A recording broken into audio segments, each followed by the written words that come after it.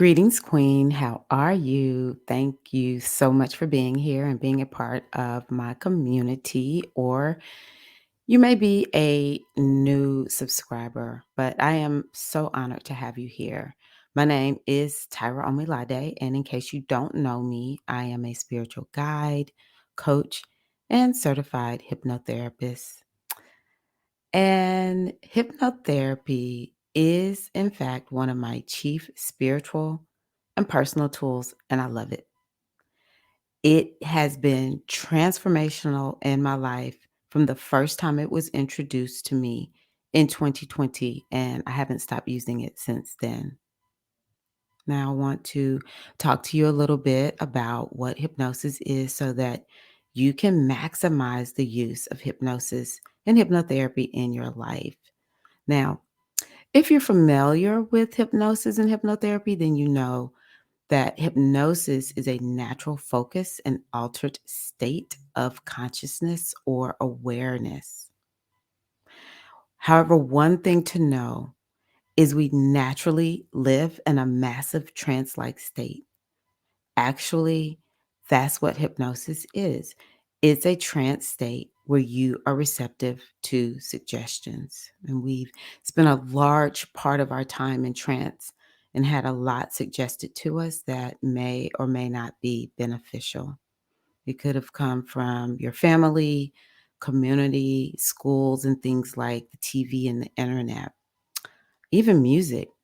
And because we've had so much unintentional trance, and adopted unbeneficial suggestions, a lot of us need other healing modalities such as therapy. And it also explains why we have coping mechanisms.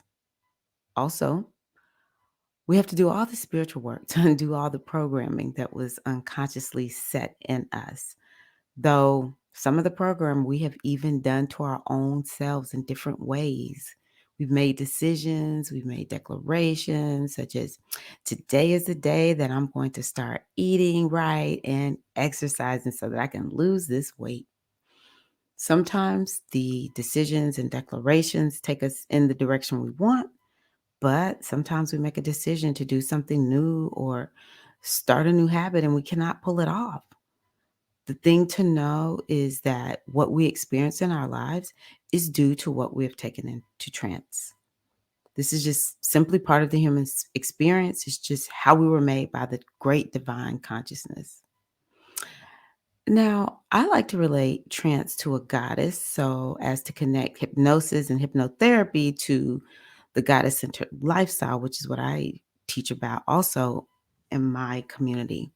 And this goddess is Yemaya, Yemaya, also Aset. She's the mother goddess out of Nigeria and Egypt.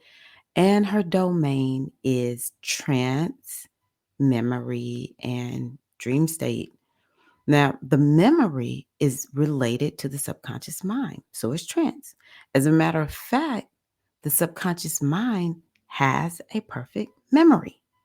Now, going back to Yemoja, her planet is the moon. So let's bring in a little astrology. The moon represents the inner landscape and world.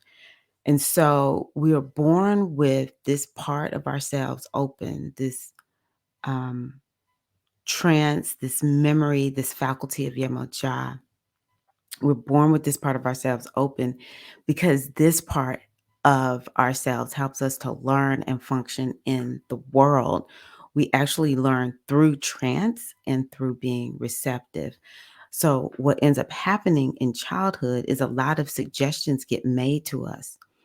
A suggestion that we can all relate to is your name. From the time you're a little baby, folks call you by your name. Your name got suggested to you by people saying it over and over, and it got embedded in your subconscious mind. So much so that now you actually think that you are that name. This is how it all begins. We get programmed and it gets ingrained because hypnosis is about the subconscious mind, which includes a limitless, perfect memory and programming. That's a very important point. Limitless, perfect memory programming. This is the subconscious mind. Another thing to note is that the subconscious mind runs our whole entire system, body, mind, emotions, and yet most of us have no idea what it is. And there are times we make a decision to go in one direction only to find we go in a completely different direction. Well, the subconscious mind will make the decision based on the programming, unresolved emotions, or whether or not something is safe.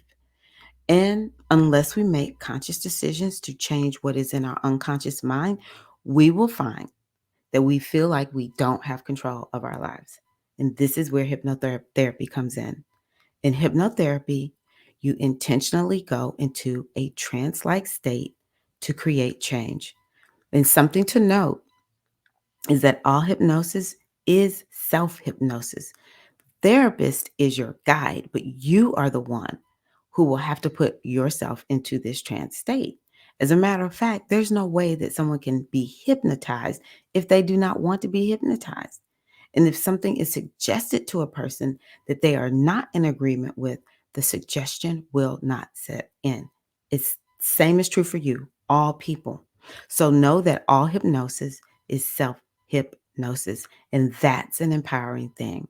And so hypnotherapy is about guiding you into a trance state in order to disengage the part of your mind that is the gatekeeper. And that part of your mind, I'll call it two parts: the conscious mind as well as the critical faculty. The crazy part is that the gatekeeper actually takes its orders from the subconscious mind. And so we want to get the gatekeeper to relax and we want to access the subconscious mind in order to get it to go in a new direction. And this process happens through making suggestions while you're relaxed but still awake. Honestly, if I could boil it down to one thing that would make hypnosis super easy for you, that would be to just relax and be open to the suggestions. As a matter of fact, in a live hypnosis session, a live hypnotherapy session, you tell the hypnotherapist what you want suggested to you specifically, in addition to other things that the hypnotherapist knows will help you. It is important to stay awake, though. You may feel sleepy. This is because reprogramming the subconscious mind with hypnotherapy requires you to perhaps see whatever it is that the hypnotherapist is describing. The subconscious mind thinks in pictures, sounds, and feelings. And so the subconscious mind, we need you to stay awake or alert to help you seal in the programming because you are following some of the guidance of the therapist. Some of it is about receiving the suggestion. But in hypnotherapy, we also give you the opportunity to actually make the change, see the change happen on the inside and get set in your subconscious mind. And then it will eventually move out and express itself in your life. The goal is to help you make changes more easily instead of having to depend on willpower and other outside forces. I love hypnosis because feeling like a failure at something that you've been working at for years is no longer a thing. And a lot of times when we find things are wrong in our lives, it's because we're out of rapport with our subconscious mind. So hypnosis helps to create that rapport where all levels of your being are lined up. Now, you can use hypnosis for all sorts of things, such as weight reduction, smoking cessation, to increase confidence and reduce anxiety. I use it for personal development, healing, and to install empowered mindsets. The sky's the limit as to what you can do, but you can also use it for all kinds of problems, such as nail biting, fear of flying, caffeine addiction, to name only a few. Now, here lately, I have been hyper focusing on using hypnosis to reduce my weight, motivate myself to exercise, and install habits that support living a healthy and balanced lifestyle. And you know what? It works. But one more thing, hypnosis is a support tool. It creates ease in releasing habits, emotions, even weight, but you will have to take action. It's magical, but it's not magic. Again, Seeing it as a way to help you get all parts of yourself aligned so you can get things more easily done is what it's about. But hypnosis and hypnotherapy are definitely ancient tools that can help modern women have the lives that they want. And as your resident hypnotherapist, it is my aim to help you understand hypnotherapy and implement it in your life. Take care, goddess.